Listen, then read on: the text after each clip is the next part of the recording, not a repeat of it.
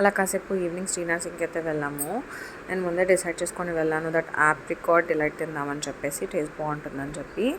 So menu అయితే చాలా పెద్దగా ఉంది, చాలా ఐటమ్స్ ఉన్నాయి. కొంచెం కన్ఫ్యూజన్ అనిపించింది ఏ ఐటమ్ తీసుకోవాలో అని చెప్పేసి.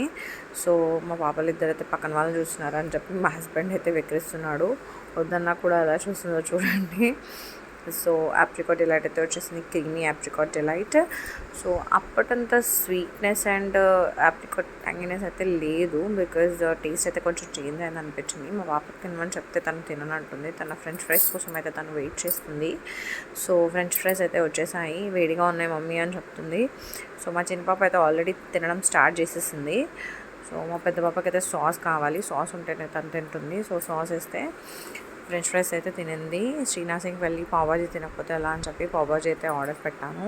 చీజీ పావుబాజీ ఇది అయితే నేను ఆల్రెడీ వేరే ఫ్లేవర్స్ తిన్నాను. సో చీజ్ పావుబాజీ అయితే ఆర్డర్ పెట్టాను. టేస్ట్ అయితే ఓకేగా ఉంది. మీకు శ్రీనగర్ సింగ్లో ఏ ఐటమ్ అయితే ఇష్టమో నాకు కామెంట్ చేసేయండి. మా పాపకు బెలూన్స్ కావాలంటే వెళ్ళేటప్పుడు తీసుకున్నాము. తను ఎంజాయ్ చేస్తుంది డాడీ నా బెలూన్స్ అని. ఇంటికి వచ్చి వాళ్ళ చెల్లెతో కూడా ఎంజాయ్ చేస్తుంది.